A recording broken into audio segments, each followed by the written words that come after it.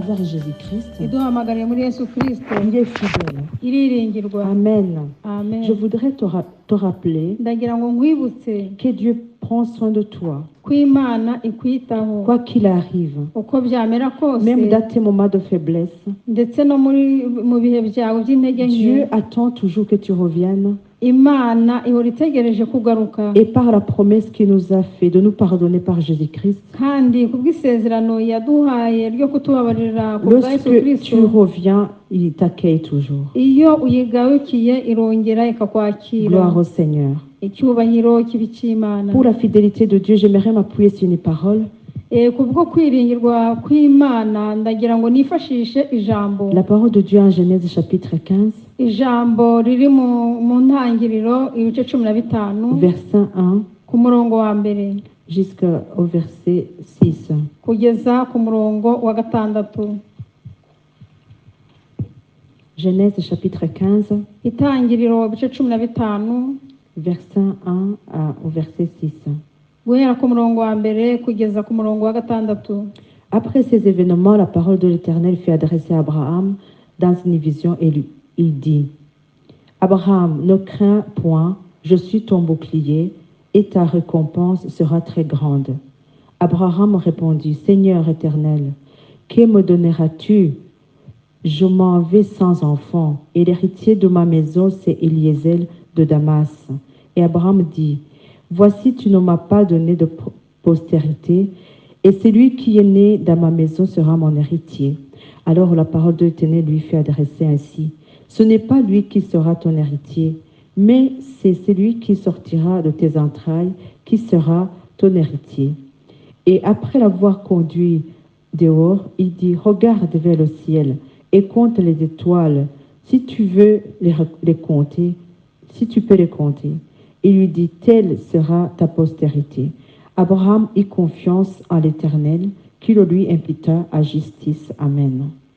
Amen. Hanyuma y'ivyo ijambo ry'Uwiteka riza kuri Aburamu mwiyerekwa riti: Aburamu, witinya, nije ngabigukingira, uzagororerwa ingororano ikomeye cyane. Aburamu arabaza ati: Mwami Uwiteka, uzangororera iki ko ngenda ndi incike, kandi uzazunga urugo rwanjye ari Eliyezeri umunyamadamasiko? Ati: Dore nta rubyaro wampaye, kandi uwavukiye mu rugo rwanjye azaragwa ibyanjye. Maze ijambo ry'Uwiteka riza kuri we riti: Uwo si uzaragwa ibyawe, ahubwo uzakomoka ku rukiri rwawe niwe uzabiragwa. Aramusohokana aramubwira ati: Rara murebe ijuru, ubare inyenyeri niba wabasha kuzibara. Ati: Urubyaro rwawe niko ruzangana. Nuko yizera Uwiteka, abimuhwaniza no gukiranuka. Amen. Amen. Vous connaissez tous Abraham. Mwese Aburamu muramuzi. Vous savez que Abraham était un homme de foi. Aburahamu yari umuntu wizera. Et c'est notre grand-père dans la foi. Kandi niwe sogokuru wacu mu kwizera. Vous savez que Abraham, lorsque Dieu lui a dit de quitter son pays, murabizi ko igihe Imana ibwiye Aburahamu ngo ave mu gihugu cye, il habitait tranquillement chez eux, quoi, là où il était né. Yari atuye aho yavukiye atuje. La vie allait très bien parce qu'il avait beaucoup de richesses. Ubuzima bwagendaga neza kuko yari umukire. Mais il a entendu la voix de l'Éternel. Ariko yumva ijwi ry'Uwiteka. Et il n'a pas hésité. Ntiyashidikanya. Il a pris ses bagages. Afata ibye byose. Il a pris tout ce qu'il pouvait prendre. Afata ibyo ashobora gufata byose. Sa femme aussi. Hamwe n'umugore we. Il a été poursuivi aussi, et plutôt accompagné par Lot. Hanyuma Loti nawe aramuherekeza. Ils sont partis. Baragenda. Amen. Amen. Sur la parole de l'Éternel, ils sont partis. Bagendera ku ijambo ry'Uwiteka. C'est vraiment un grand exemple plutôt dans la Bible. Urwo ni urugero rukomeye cyane muri Bibiliya. C'est un grand exemple de la Bible. Ni urugero rukomeye cyane muri Bibiliya. Parce que à la parole de l'Éternel, Abraham a eu la foi. Kubera ko kubw'ijambo ry'Uwiteka Aburamu yagize ukwizera. La parole de Dieu nous dit que sans la foi, nous ne pouvons pas plaire à Dieu. Ijambo ry'Imana tubwira yuko ari nta kwizera dufite ntidushobora kunezeza Imana. Et pourtant, Abraham, il a entendu Dieu pour la première fois et lui, il a cru dans ce que Dieu lui avait dit. nyamara aburahamu bwari ubwa mbere yari yumvise imana imubwira ariko nyamara arizera. Nous, la parole de Dieu nous dit que la foi vient de ce que nous entendons et ce que nous entendons vient de Jésus-Christ. kandi ijambo ry'Imana tubwira yuko ukwizera kuva ku byo umuntu yumva kandi ibyo twumva biva kuri Yesu Kristo. Nous avons entendu la parole de Christ et nous avons cru en Dieu. twumvise ijambo rya Yesu Kristo bituma twizera Nous Imana. relisons la Bible et puis la foi vient en nous et notre foi s'accroît en Dieu. kandi iyo twongeye tugasoma Bibiliya ukwizera kurongera ukatuzamo ndetse kukanakura. Malgré les Écritures, nous nous affaiblissons et souvent nous n'avons pas la foi. nyamara nubwo dufite ibyanditswe byera tugiye tugira intege nke tukabura ukwizera. Mais Abraham n'avait pas des Écritures. ariko Aburahamu we nta byanditswe yari afite. Mais à la parole de l'Éternel, il a cru et il est parti.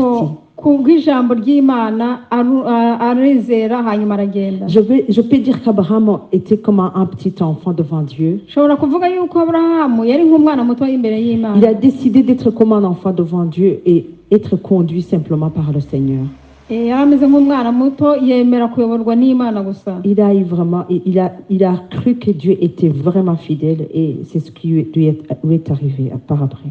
yizera rero ko Imana ariyo kwizerwa kandi nyuma yaho niko byaje kumugendekera. Alors en partant, noneho agenda, il a sûrement rencontré des difficultés. ni ngombwa ko yahuye n'ibibazo. Vous savez bien qu'il est arrivé un moment où il n'avait pas d'enfant. murabizi ko hari igihe nta mwana yagiraga. Mais Dieu lui avait promis qu'il lui fera du bien, qu'il va lui donner beaucoup d'enfants. ariko Imana yari yaramubwiye ko izamugirira neza kandi ko izamuha abana. Malgré l'absence de l'enfant, Abraham n'a pas abandonné Dieu. kandi nubwo Aburahamu nta mwana yari afite ntabwo Aburahamu yigeze areka Imana. Il y a une parole qui m'a touchée dans le parcours d'Abraham pour arriver à ce que nous venons de lire. hari ijambo ryamfashije rinkoraho ryo mu rugendo rwa Aburahamu iryo tumaze gusoma. Vous vous souvenez qu'une fois les bergers de Lot et d'Abraham se sont disputés. muribuka ko hari igihe abashumba ba Aburahamu n'aba Loti batonganye. Alors Abraham, voyant cela, il a demandé à son neveu de venir à côté de lui pour qu'il puisse discuter. noneho Aburahamu abonye ibyo ngibyo ahamagara umuhungu wabo kugira ngo aze baganire. Alors Abraham lui a dit, écoute Lot, si tu prends à gauche ou si tu prends là-bas, c'est pas un problème. Prends ce que tu veux, mais au moins qu'on soit en paix, qu'il n'y ait pas de problème entre nous. Si tu vas à gauche, j'irai à droite. Si tu vas à droite, j'irai à gauche. noneho Aburahamu arambwira ati umva Lote, nujye ibumoso ndajya iburyo kandi nujya ibumoso ndajya iburyo, nujya iburyo nabwo ndajya ibumoso, cyangombwa ntihave intonganya hagati yacu. Amen. Alors, moi, j'ai imaginé Abraham dans cette situation. ngewe rero nagerageje gutekereza Aburahamu kwishushanya uko byari bimeze. C'est vrai qu'Abraham, c'était comme le papa de Lot. nibyo koko Aburahamu yarabereye nka Loti, amureye nk'aho ari se. Mais il pouvait lui dire, moi je vais à droite parce que c'est bien, la terre est très fertile. Mais il a dit, choisis où tu veux, parce qu'il savait bien que partout où il est, l'Éternel est avec lui, quoi qu'il arrive, serait béni. yashoboraga kuvuga ati ngewe ndigira iburyo kubera ko niho harumbuka, ariko aravuga ati wowe hitamo. yarazi yuko aho azajya hose Imana izaba iri kumwe nawe kandi kuzamugisha. Parce que Dieu lui avait dit, j'irai avec toi, je vais marcher avec toi. kubera ko Imana yambwiye ngo nzajyana nawe, nzagendana Va dans nawe. le pays que je vais te montrer moi-même. uje mu gihugu njyewe ubwanjye Ça veut nzakwereka. dire que Dieu avait déjà visité ce pays-là. Dieu connaissait bien là où Abraham allait. ni ukuvuga ngo Imana yari yaramaze gusura icyo gihugu. Imana yari izi neza aho Aburahamu yagombaga kujya. Alors qu'il aille à droite ou à gauche, Dieu est fidèle à chaque endroit, à chaque instant pour Abraham. ni ukuvuga rero ngo yaje ibumoso yaje iburyo, Imana niyo kwizerwa. Alors Abraham et Lot se sont séparés. hanyuma rero Aburahamu na Loti baza gutandukana. Alors il est arrivé un certain moment où Abraham a appris que son neveu Lot aurait pris en captivité. haza kubaho nanone igihe Aburahamu amenya yuko loti bamujyanye cyangwa bamunyaze mbega hari mu ntambara bakamutwara. Alors Abraham est intervenu. Abraham est intervenu par la Non, grâce non. de Dieu. Il a su délivrer Lot et les rois des environs de là où habitait Lot. Noneho aburahamu aratabara ashobora kugaruza loti ndetse n'abo bari kumwe bose. Amen. Alors quand il est revenu de ce combat-là, comme on l'a dit dans la parole de Dieu, il avait un tout petit peu peur parce qu'il avait vu une guerre. J'imagine que la guerre était vraiment très plutôt violente, que ça lui a fait un peu peur. Il avait alors peur. Ndibwira yuko atabarutse yari afite ubwoba, niko mbitekereza kuko intambara nyine ibiteye ubwoba. Alors Dieu voyait qu'il avait peur, il vient à lui parler, le rassurer. Noneho Imana ibonye ko afite ubwoba, nanone iragaruka iramuganiriza kugira ngo imuhumurize. C'est ce que nous avons lu au premier verset du chapitre 15. Nibyo twasomye ku murongo wa mbere w'ibice 15. L'Éternel dit à Abraham, ne crains point, je suis ton bouclier, ta récompense sera très grande. Uwiteka abwira Aburahamu ati ntutinye kuko igihembo cyawe kizaba kinini. Je voulais souligner une chose ici. Ndashaka guca akarongo Comme kimwe hano. Dieu qui est fidèle, c'était lui-même qui avait demandé à Abraham de partir. Alors il suivait à chaque fois, chaque pas qu'Abraham faisait. C'est pour cela que, voyant la crainte d'Abraham, il est venu le rassurer. Imana yaramugaye Aburahamu, yarizi aho agomba kujya kandi noneho ibonye ko afite ubwoba iza kumuhumuriza. Amen. Dieu l'a rassuré, il a dit, je suis ton bouclier. Je pense qu'il lui a dit qu'il est son bouclier parce que justement, il venait de voir qu'il avait peur par rapport à la guerre.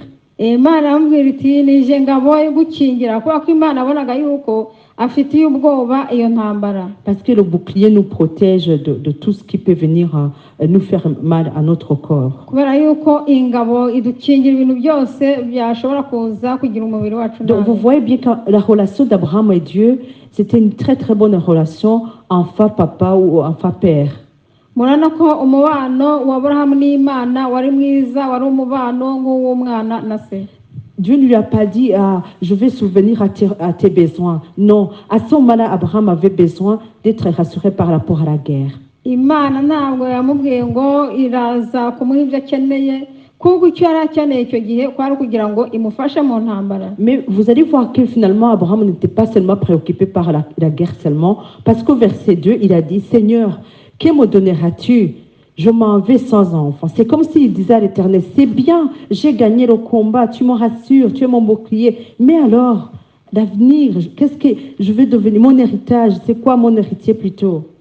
Murabona ko intambara yonyine ntabwo ariyo yari ihangayikishije Aburahamu, ahubwo turabona ku murongo wa kabiri Aburahamu amazi ati mwami w'Uwiteka uzangorora iki ko ngenda ndi incike. Vous voyez, il arrive des fois où nous traversons des moments difficiles et puis nous commençons vraiment à nous inquiéter tellement. Hari igihe rero duca mu bibazo noneho tugatangira guhagarika umutima cyane. Et nous commençons à penser que Dieu pense comme nous pensons. Tugatangira gutekereza ko Imana itekereza nk'uko natwe dutekereza. Voyez au verset 2 ce que Abraham continue à dire à Dieu. Turebe ku murongo wa kabiri ibyo Aburahamu akomeza kubwira Imana. Alors là, il est en train d'affirmer, de dire à Dieu, l'héritier de ma maison, je sais que c'est Eliezer de Damas. Yatangira kubwira Imana ati ndabizi yuko uzazungura ibyanjye ari Eliyezeri w'umunyadamasiko. Qui était Eliezer? C'était un serviteur qui était né dans la maison d'Abraham. Eliyezeri ninde? Eliyezeri ni umugaragu wa Aburahamu wari waravukiye aho ngaho. Alors pour Abraham, c'était évident parce qu'il voyait qu'il était âgé, sa femme était déjà âgée. Lui, il dit, c'est fini, c'est Eliezer, tu m'as pas donné d'enfant.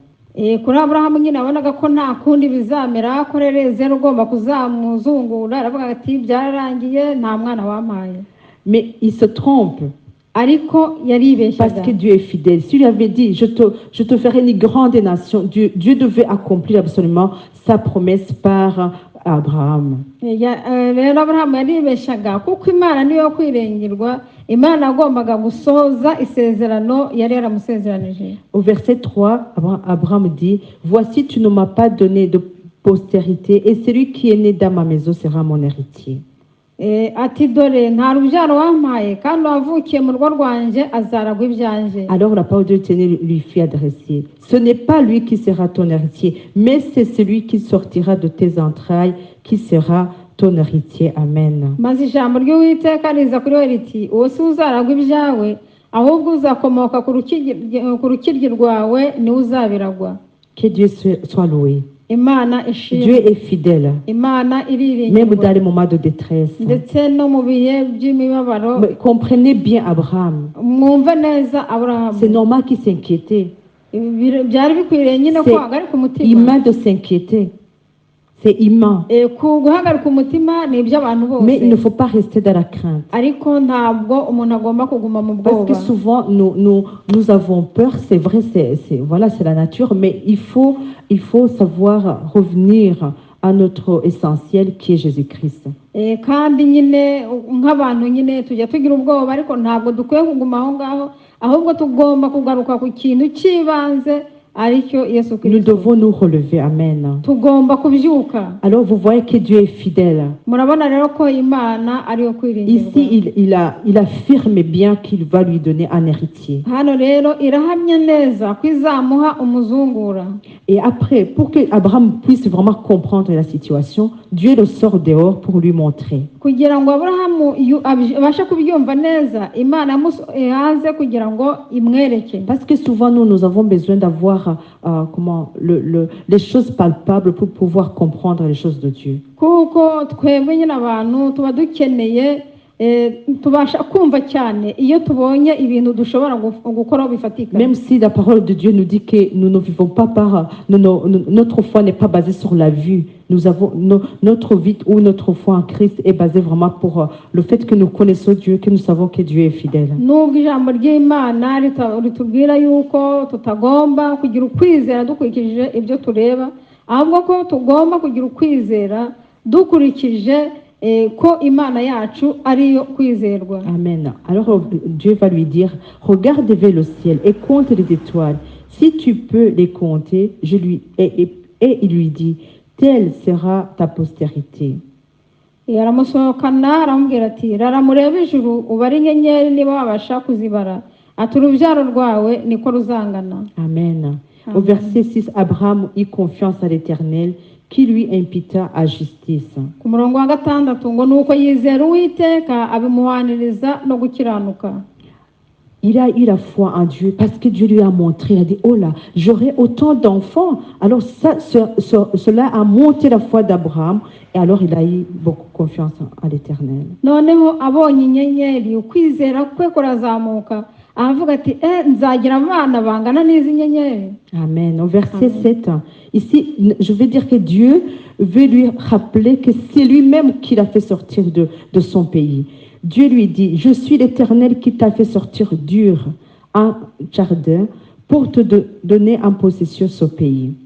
Angahe Imana ashaka kumubwira ko ariyo ubwayo yamwihamagariye. Ku murongo wa karindwi arambwira ati nije Uwiteka wakuvaniye muri Uru y'Abakaludaya kugira ngo nzakurage iki gihugu. Amen. Amen. Dieu le rassure encore une fois. Imana yongera kumuhumuriza. C'est comme s'il resigne le contrat en lui disant, ne t'inquiète pas, je vais prendre soin de toi. Ni nkaho Imana yari imusinyiye kontra imubwira ati ntutinye ntuhagarike umutima. En 1 Thessaloniciens chapitre 5 verset 24, Mu Batesaloniki ba mbere ibice 5 murongo 24, la parole nous dit, ijambo riratubwira ngo celui qui vous a appelé est fidèle et c'est lui qui le fera. Tesaloniki ba mbere 1 Thessaloniciens 5, 24. Celui qui vous a appelé est fidèle et c'est lui qui le fera. Ibahamagara niyo kwizerwa no kubikora izabikora. Nous devons nous appuyer sur la parole de Dieu Tugomba kwishingikiriza ku ijambo pour ry'Imana pouvoir avancer dans la foi. kugira ngo dushobore gutera intambwe mu kwizera. Jésus-Christ a dit, je vous enverrai le Saint-Esprit. Yesu Kristo aravuze ati nzaboherereza umwuka Et wera, cet esprit que je vais vous envoyer, il vous enseignera toutes choses. kandi umwuka wera nzaboherereza azabigisha ibintu byose. Mais faisons attention. ariko twitonde Si nous n'avons pas foi en Dieu, niba tutizeye imana, si nous n'avons pas foi à ce que Jésus lui-même nous niba a dit, tutizeye ibyo Yesu Kristo ubwe yatwibwiriye, s'il a dit, le Saint-Esprit que je vais envoyer, il va vous enseigner toutes choses. Si nous n'avons pas foi que le Saint-Esprit nous enseignera, eh ben, nous n'aurons pas bénéficié de ce que le Seigneur nous a dit. ubwo yavuze ngo nzabohereza umwuka wera ngo nuzabigisha byose, noneho ntitugire uko kwizera, nta nubwo nyine tuzashobora kwigishwa nawe cyangwa tubone ibyo agomba kutwigisha. Ici, je veux dire que Dieu nous a donné un paquet. Aha ndashaka kuvuga yuko imana ni nk'aho yadukoreye igipfunyika, Mais c'est à nous de prendre. ariko ni twebwe tugomba kugifata. Mais nous ne pouvons pas le prendre sans avoir foi en lui. ntabwo dushobora kugifata tutagize ukwizera muri La we. parole de Dieu nous dit que sans la foi, nous ne pouvons pas plaire à Dieu. Ijambo ry'Imana rivuga yuko iyo tudafite ukwizera ntitubasha kunezeza C'est pour Imana. cela que nous devons nous encourager, chers frères et sœurs, Niyo mpamvu tugomba gutizanya imbaraga, gushishikarizanya pour kugira pouvoir umwete, vraiment avoir la foi en Dieu. kugira ngo tugire ukwizera mu Nous Mana. devons revoir notre relation avec le Seigneur. Tugomba gusubira ku mubano wacu Nous ne n'Imana. devons pas seulement avoir l'habitude d'avoir cru dans le Seigneur. Ntabwo tugomba gusa kugira akamenyero ko ngo twizeye Imana, Parce qu'il est facile de dire j'ai cru dans le Seigneur, j'aime Dieu. kubera ko biroroshye kuvuga ngo nizeye Imana. Mais cela, comment dire, l'épreuve vient mesurer la capacité ou notre foi, la capacité que nous avons dans le Seigneur. Ariko ibigeragezo bijya biza kugira ngo bihamye ingano y'ukwizera dufite mu Mana. Alors il faut vraiment que nous puissions marcher dans la foi, avoir confiance dans notre Seigneur. Tugomba no kugendera mu kwizera tukiringira Imana yacu. À 2 Timothée chapitre 2 verset 13. Muri Timoteyo wa kabiri ibice 2 Timothée 2 13. Timoteyo wa kabiri ibice bibiri umurongo wa 13. 2 Timothée 2 13, la parole nous dit, si nous sommes infidèles, il demeure le fidèle, car il ne peut se renier lui-même. Timoteyo wa kabiri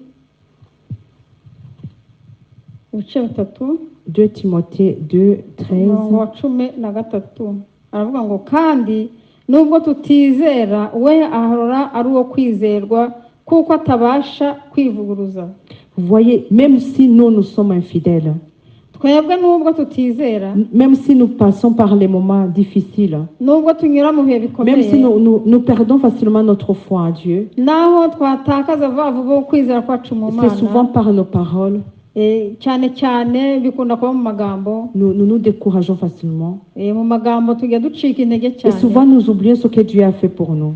kenshi tukibagirwa ibyo Imana yadukoreye, Nous oublions que Dieu a été fidèle dans beaucoup de situations dans nos vies. tukibagirwa yuko hari ibihe byinshi twagiye tunyuramo Imana ikatubera iyo Et le kwiringirwa. diable ramène souvent des problèmes et il les gonfle comme si c'était des grosses montagnes. Noneho Satani akazana ibibazo ubundi akabitubura cyane bigahinduka nk'imisozi Et alors miremire. là, nous perdons facilement la foi. Noneho ngaho rero tugahita dutakaza vuba Mais sachant que ukwizera. Dieu, lui, reste toujours fidèle. Ariko tumenye yuko Imana yo ihora ariyo S'il a dit kwizerwa. qu'il viendra à notre secours, il le fera. Niba yaravuze yuko izaza kudutabara S'il a izabikora. dit qu'il ne va jamais nous abandonner, il va le faire. Niba yaravuze ko nta na rimwe izadutererana izabikora. Alors c'est à nous de nous fortifier dans le Seigneur. Ni ahacu rero kugira ngo twikomeze C'est à nous mu Mana. de chercher Dieu. Ni ahacu gushaka Imana. C'est à nous de prendre des moments de prière. Ni ahacu gufata ibihe byo gusenga. C'est à nous de lire la parole. Ni ahacu kugira ngo dusome ijambo